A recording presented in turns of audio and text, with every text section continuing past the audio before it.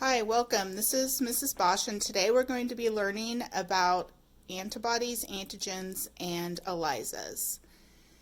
An antibody is a protein. It's a large Y-shaped protein, and it's made from B cells from the immune system.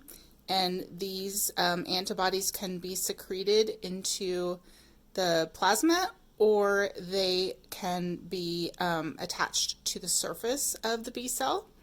And what they do is they inactivate antigens.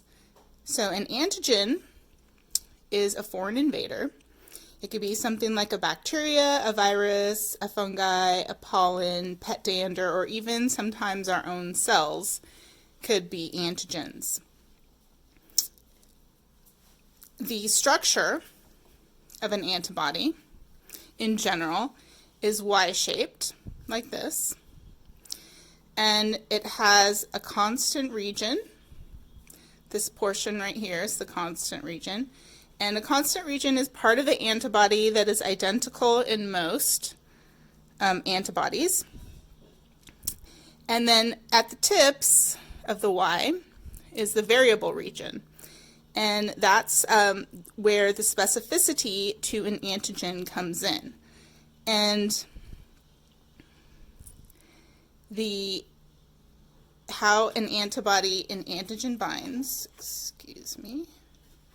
is through a lock and key interaction. So here we have the antibody, and here we have this triangular antigen. And notice that the variable region of the antibody is complementary to the antigen, and so it will bind. And then when that occurs, then the antigen will be inactivated. Now this antigen does not fit into the variable region of the antibody, so it does not bind. So these antibodies are really specific to a particular antigen. Now, an experiment that uses this antibody-antigen interaction is called an ELISA, an enzyme-linked immunosorbent assay.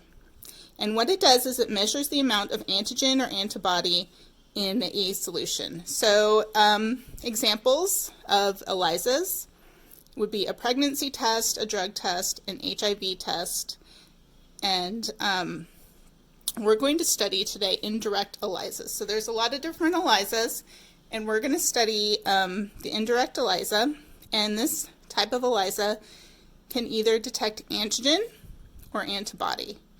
And the one that is typically tested on the articulation test is the antibody detection ELISA, so we are going to focus on that one. So here we have a picture, and this is a well on a 96 well plate, or maybe like a 12 well strip. You guys have used these when we did an ELISA in class. And what you do is you use the antibody-antigen binding interaction to determine if your solution is positive or negative for an antibody, since we're going to be focusing on the antibody detection one. So what you do is you put down an antigen. So you would pipette an antigen for whatever antibody you're looking for into the well, and it would bind to the bottom of the well. And you would typically get this antigen from a lab that has produced them, and you can just buy them. And so that's how you get the antigen, and then it will bind to the bottom of the well, and it's signified by this triangle. So the antigen is the triangle. Now, say you are doing an HIV test, and you want to know if the patient has been exposed to HIV. And if they have been exposed to HIV, they will have the antibody for HIV. So pretend this is, the antigen for HIV, And now we are taking the patient sample. And in this case, we'll say it's a blood. So it's a blood sample. And then you put the blood sample into the well. And if the patient has antibodies to HIV, which is signified by this upside down Y, it's considered the primary antibody. It will bind to the antigen.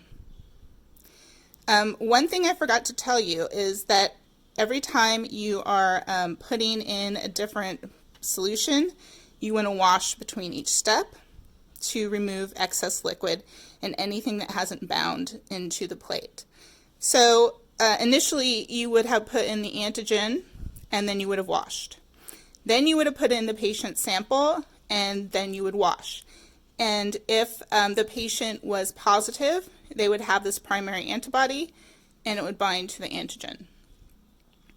So then you would wash again, and then you put in the secondary antibody with an enzyme conjugate. And so this is signified by this upside down Y with this little circle, and the little circle is the enzyme. And so the secondary antibody is produced so that it would bind to the primary antibody. And so again, you just buy that from a lab, and that makes them, and it would bind, and then you would wash again. Now, there's this enzyme, and as you know, enzymes and substrates interact to form products. And so if you have this whole structure going on, so you have the antigen, the primary antibody, and then the secondary antibody with the enzyme, when you put in a substrate, the enzyme will turn the substrate to product, and the product will be colored. So you put in the substrate, and if this is here, so if it's positive, then the enzyme and the substrate interact to form what is showing as the square, which is the product. The product is colored. And so the higher the color intensity of the product, the more concentrated the antigen or antibody from the sample is. And again, we're doing an antibody detection one, so it'd be more concentrated the antibody from the sample is. So this would be a positive test. Now, a negative test would look like just the antigen and nothing else, because your patient sample would not have the primary antibody. So none of this would bind, and so you would just get a clear color and you wouldn't get a colored product. I hope this helps. Please subscribe to my channel. Thanks.